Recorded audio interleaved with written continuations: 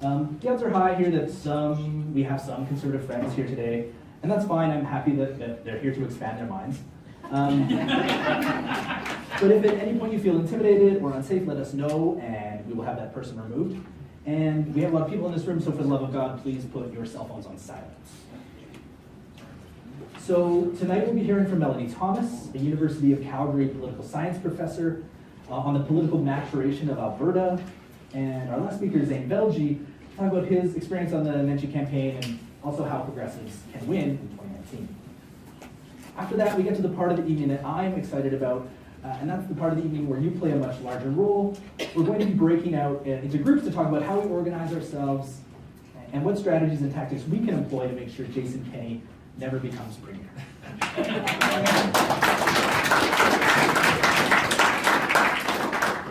So I believe the people in this room have a lot more in common than they think, even though I see lots of people from several different political parties here. And I also believe that Alberta is far more progressive than you think. While Kinney has seemed like an unstoppable political force since arriving in Alberta, I don't know, 18 months ago, Alberta has changed a lot in the last 20 years since Jason Kinney was elected to Parliament. He was elected when Ralph Klein was premier, and if you weren't around at the time, you might find it hard to believe just how bad it was. He made brutal cuts that resulted in overflowing classrooms and a generation of nurses and teachers leaving the province. He also sold off our public assets for pennies on the dollar. It's funny, TransAlta's headquarters just across the street.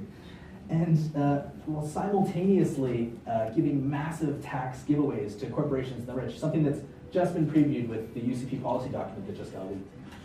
I don't want to understate how viciously and almost cartoonishly destructive Klein was when he was premier. In Calgary here, he literally blew up a hospital. And despite all this, the conservative establishment has built him up as some kind of Albertan hero. Now we're facing the real possibility of a united Conservative Party government that doesn't just idolize Klein and reference him. It wants to go even further than he did. So don't let them convince you that Kinney appeals to some authentic Albertan experience and that he's some kind of natural fit for us. He's the one that's out of step and out of touch with modern Alberta. Kinney is far more vulnerable than the media would have you believe. We are the youngest province in the country by far. Census data shows that in the next election there will be more millennials than boomers for the first time ever. And that is a trend that is only going to grow over time. We are an extremely urban province. More than half of our province lives in the cities of Edmonton or Calgary, and the electoral map has finally changed to recognize that fact. We are far more educated than we were. We have 3.5 times more people enrolled in post-secondary institutions in Alberta now than we did in 1996, far outpacing population growth. Of course, all of this data doesn't mean that this is going to be easy, or that the groups I mentioned are automatically going to vote for progressive politicians.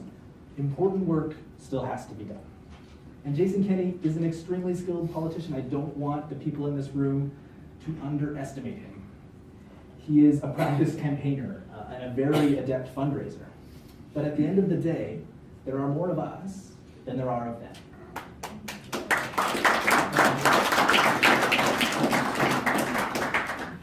And the stakes in the next election are the highest they've ever been. Do we really think that Jason Kinney is going to sign a budget every year where the Alberta government pays for thousands of women to access abortions? Do we really think that Jason Kinney isn't going to put tens of thousands of Albertans out of work in the name of austerity and trickle-down economics?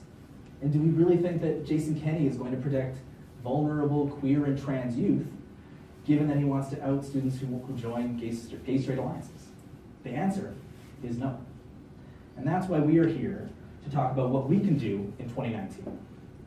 And I want to be clear here, in case it isn't to everyone that's here, that the 2019 provincial election will be a binary choice, a showdown between two people, Jason Kinney and Rachel Notley. I know we're in the midst of announcement season and leadership candidates. I know we're in the midst of announcement season for leaderships for the Alberta Party, and I really don't want to diminish the work that those folks are doing, but I've been there. I joined the Alberta Party in 2010, and it was the first political party I ever took a membership out with. I joined because I was sick and tired of entitled and incompetent Tories running this province into the ground. I even started a constituency association in Edmonton, Strathcona. That is the Rachel Notley's Constituency Association, by the way. I thought that the upstart Alberta Party could defeat the mighty Tory machine, that the NDP would never make inroads in Calgary. And I was wrong. I made a bet for a fancy steak dinner with an NDP acquaintance of mine when Redford was premier. And the bet was that the NDP wouldn't even come in second in a seat in Calgary in the next election. I couldn't have been happier that I was wrong. I grew up in Calgary, and I don't think I met a self-identified New Democrat until I moved to Edmonton. I'll be the first to acknowledge that based on prior political wisdom, that they have no shot in Calgary in 2019. But that's exactly what was said prior to the 2015 election as well. Rachel Notley is the only politician in Alberta capable of motivating the tens of thousands of progressive and centrist Albertans needed to defeat Jason Kenney. And I know that politicians and political parties are not perfect. They're made up of human beings with flaws. And I think the people in this room, the people who have worked on campaigns, who have knocked on doors, who have worked phone banks and interacted firsthand with politicians of all stripes, know this more than most. But perfect is the enemy of the good. And I would much rather have a good premier in Rachel Notley than a terrible premier in Jason Kenney. There is a deep truth that someone told me about Albertans the other day that I want to share with you. Albertans are a deeply political people, but they are not a deeply partisan people. Campaigns matter in Alberta. And they matter here in Alberta more than they do almost anywhere else in the country because there is so little brand loyalty to political parties. This is why the NDP were able to win in 2015, just going from 4 to 54 seats. This is why the Tories were able to hold on for 44 years, because every few election cycles they had a new leader, and there was tens of thousands of two-minute Tories who joined the party and as part of the leadership race.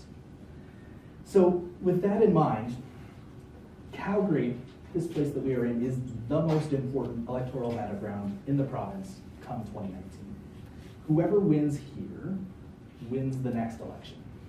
And it's not that far away, 15 to 18 months away at most. And those next 15 to 18 months will decide Alberta political history. The people in this room, the people who are gathered here today, are going to be the people who defeat Jason Kenney in 2019. And make no mistake, we can win. We can win in 2019, not by hiding our values or by playing it safe, but by being authentically and boldly progressive. So tonight is the night where you find your allies in your struggle to beat Jason Kenney. So thank you very much. When it comes to our breakout sessions, I want you to break out of your comfort zone. I want you to talk to folks. I want you to meet some people, because what you do tonight will change Alberta political history.